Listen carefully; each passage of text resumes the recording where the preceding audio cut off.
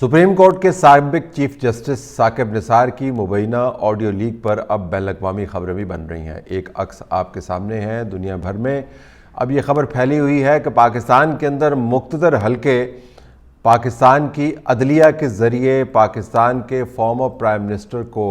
Jail میں بھجوانا چاہتے تھے۔ یہ تشریح ہے جو درست ہو بھی سکتی ہے، درست نہیں بھی ہو سکتی۔ اس پر منحصر ہے کہ آپ کس زاویے سے اس خبر کا تجزیہ کرتے ہیں، لیکن یہ خبر ہٹ نہیں رہی ہیڈ لائنز میں سے۔ خیال یہ تھا کہ ثاقب نثار صاحب اپنا قانونی رستہ استعمال کریں گے اور اپنی طرف سے دودھ کا دودھ اور پانی کا پانی کر دیں گے، لیکن انہوں نے ایسا نہیں کیا۔ اس خبر کے مطابق ثاقب نثار صاحب اب یہ کہہ رہے ہیں کہ ان کو قانونی رستہ اپنانے کی ضرورت نہیں ہے، کیونکہ جن لوگوں نے ان کے خلاف یہ فیبریکیٹڈ کیمپین چلائی ہے وہ ایکسپوز ہو گئے ہیں، لہٰذا کوئی قانونی رستہ اپنانے کا جواز بنتا نہیں ہے۔ بڑی حیرانی کی بات ہے اس وجہ سے کہ یہ مفروضہ بنانا کہ جن لوگوں نے یہ آڈیو لیک کی ہے وہ لوگ ایکسپوز ہو گئے ہیں، درست نہیں ہے۔ یہ ایک ادارے کے ذریعے، ایک آرگنائزیشن کے ذریعے آڈیو سامنے آئی۔ اس آرگنائزیشن کو چلانے والے جو ہیں وہ آپ کو بتا رہے ہیں کہ ان کے مطابق یہ آڈیو بالکل درست ہے۔ اس کے جواب میں جو بیانیہ بنایا گیا کہ یہ فیبریکیٹڈ ہے اور اس کے اندر جوڑ توڑ کر آواز کو ایک خاص پیغام پہنچانے کے لیے استعمال کیا گیا ہے، اس میں کوئی زیادہ جان نہیں ہے اور نہ ہی اس کے حق میں کوئی زیادہ ثبوت آئے ہیں۔ تو یہ کہنا کہ جن لوگوں نے یہ آڈیو لیک کی ہے وہ ایکسپوز ہو گئے ہیں، بالکل بھی درست نہیں ہے۔ اب حکومت وقت کی طرف سے جو دفاع کیا جا رہا ہے اس میں حکومت کا اپنا زاویہ ہے، اس کا ثاقب نثار یا عدلیہ سے کوئی تعلق نہیں ہے۔ حکومت یہ ثابت کرنا چاہتی ہے کہ ملک کے اندر جو کچھ بھی ہوتا ہے وہ نون لیگ کرواتی ہے، اور نون لیگ کے اندر بھی جو کچھ بھی ہوتا ہے وہ مریم نواز شریف کرواتی ہے۔ تو حکومت کا 2+2 تو 4 مریم نواز شریف کے اوپر آ کر ختم ہو جاتا ہے، لہٰذا وہ اس معاملے کو ثاقب نثار کے دفاع یا وضاحت کے لیے استعمال نہیں کر رہے، وہ اپنے سیاسی نمبر ٹانگنے کے لیے یہ کام کر رہے ہیں۔ تو اس کا بھی ثاقب نثار کو کوئی خاص فائدہ نہیں ہوا۔ جن حلقوں کے بارے میں یہ سوال اٹھایا جاتا ہے کہ ثاقب نثار سے وہ کام کروا رہے تھے، وہ مکمل طور پر خاموش ہیں اور اپنے دوسرے کاموں کے اندر لگے ہوئے۔ تو ثاقب نثار ذاتی طور پر جس شرمندگی اور الجھن اور سوشل میڈیا کے اوپر ڈیبیٹ کا شکار ہے، وہ قانونی رستہ نہ اپنا کر زائل نہیں ہو جاتا، وہ اپنی جگہ پر موجود رہتا ہے۔ اور یہ یاد رہے کہ یہ آڈیو صرف ثاقب نثار کے اس بیان سے متعلق نہیں ہے کہ میں نے یہ کام کرنا ہے۔ اس آڈیو کے اندر سنا جا سکتا ہے کہ وہ مبینہ طور پر ذکر کر رہے ہیں کہ ادارے کیسے کام کرواتے ہیں ان سے، اور پھر یہ بھی ذکر کر رہے ہیں کہ کس طرح انہوں نے اپنے دوستوں سے بات کی جنہوں نے انکار کر دیا۔ اب دوست دو ہی ہو سکتے ہیں، یا تو وہ لوگ جو ان سے کام کروا رہے تھے مبینہ طور پر، یا وہ لوگ جو ان کے ساتھ بیٹھے ہوئے تھے، یعنی دوسرے جج صاحبان۔ تو دوسرے جج صاحبان کے بارے میں اگر یہ بات کہی جا رہی ہے کہ انہوں نے بھی اس مبینہ دھمکی یا اس اثر و رسوخ کے تابع آ کر فیصلے کیے ہیں، تو یہ صرف ثاقب نثار کا معاملہ نہیں رہ جاتا ہے، پوری عدلیہ کا معاملہ رہ جاتا ہے، کیونکہ ان لوگوں میں سے جو جسٹس ثاقب نثار کے ساتھ سرو کر رہے تھے ابھی بھی محترم جج صاحبان ہیں اور سپریم کورٹ کے بینچ کے اوپر موجود ہیں۔ تو اس معاملے کو اگر ثاقب نثار خود طے نہیں کرنا چاہتے تو پھر ظاہر ہے سپریم کورٹ کو اس معاملے کو ٹیک اپ کرنا چاہیے، تاکہ پتہ تو چلے کہ اس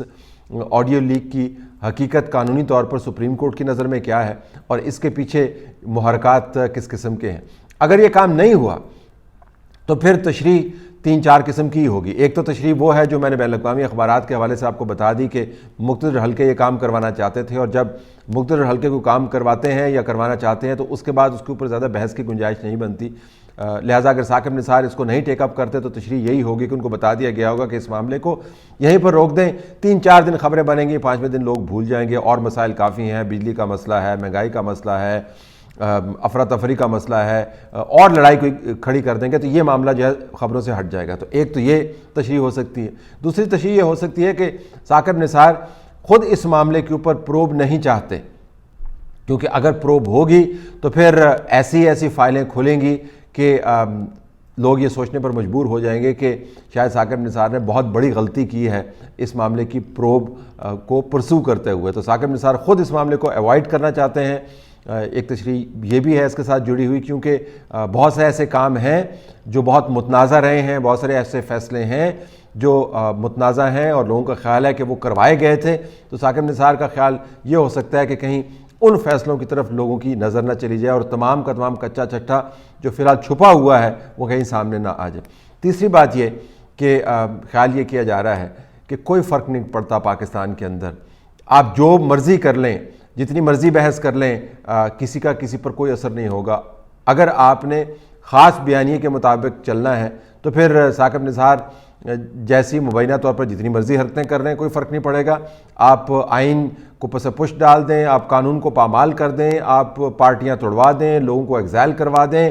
آپ ملک کی ناؤ کو مئی دھار کے بیچ میں لا کر کھڑا کر دیں، کوئی فرق نہیں پڑے گا اگر آپ خاص قسم کے بیانیے کے ساتھ کھڑے ہیں اور مقتدر حلقوں کے تابعدار ہیں۔ تو یہ تشریح جو ہے اس وقت آپ کو زیادہ سر چڑھ کر بولتی ہوئی نظر آتی ہے کہ پاکستان کے اندر اس قسم کی حرکات کرنے والے بہت سارے ایسے لوگ ہیں جن کا احتساب ہونا چاہیے لیکن احتساب نہیں ہوگا کیونکہ وقتی طور پر طاقت کا توازن ان کے ساتھ جڑا ہوا ہے۔ عدالت بہرحال اس قسم کی تہمت کی متحمل نہیں ہو سکتی۔ جو موجودہ جج صاحبان ہیں، ثاقب نثار ان کے کولیگ رہے ہیں، وہ ان کے بینچ بناتے رہے ہیں۔ سپریم کورٹ کے اپنے جج صاحبان نے بیانات دیے ہیں کہ کس طرح سپریم کورٹ کے معاملات کے اندر باہر سے مداخلت ہوتی ہے۔ ہائی کورٹ کے اپنے جج صاحبان نے بیانات دیے ہیں کہ باہر سے کیسے مداخلت ہوتی ہے۔ بار کے لوگوں کے پوائنٹ آف ویو موجود ہیں۔ ابھی حالیہ جو مرحومہ آسمہ جہانگیر صاحبہ کا سیمینار ہوا، اس کے اندر جو بار کے جذبات تھے، اگر آپ اس کو کان لگا کر سنیں تو آپ کو پتہ چلے گا کہ پاکستان کے اندر عمومی طور پر تاثر کیا ہے کہ قانون اور آئین کی دھجیاں کیسے اڑائی جاتی ہیں۔ تو یہ تاثر باقی رہے گا۔ ثاقب نثار یہ بھی مثال قائم کر رہے ہیں قانونی رستہ نہ اپنا کر کہ ایک ایسا جج جو چیف جسٹس کے عہدے پر فائز رہا ہے، جس کے نیچے تمام عدالتی نظام موجود ہے، جس کے ہاتھوں سے 22 کروڑ عوام کے حقوق کا تحفظ ہونا تھا، جس کے ذریعے آئین کا تحفظ ہونا تھا، جو محافظ تھا تمام قانونی پیرامیٹرز کا، شخصی آزادیوں کا وغیرہ وغیرہ، وہ اب قانونی رستہ نہیں اپنا رہا کیونکہ اس کا خیال ہے کہ قانون میں اتنی شاید جان نہیں ہے کہ وہ اس کو تحفظ فراہم کر سکے، یا پھر قانون کی پامالی کی ایسی اور مثالیں موجود ہیں جس کی طرف وہ شخص اشارہ ہوتا ہوا نہیں دیکھنا چاہتا۔ یہ پاکستان کی عدالتوں کے لیے، پاکستان کے نظام انصاف کے لیے، ثاقب نثار کے لیے ذاتی طور پر ایک بڑا ہی المیہ ہوگا اگر اس معاملے کو کسی خاص نقطے پر لے جا کر اس کو ریزالو نہ کیا گیا، اور اگر وہ یہی سوچتے رہے کہ چند دن کی ہیڈ لائنز ہیں بعد میں تبدیل ہو جائیں گی، یہ معاملات جانے کا نہیں ہے۔ تو بہت اچھا ہوتا ہے ثاقب نثار اگر قانونی رستہ اپناتے، اس سے بھی زیادہ بہتر ہو سکتا ہے اگر سپریم کورٹ اس کا خود جائزہ لے اور اس معاملے کو حتمی طور پر ریزالو کرے۔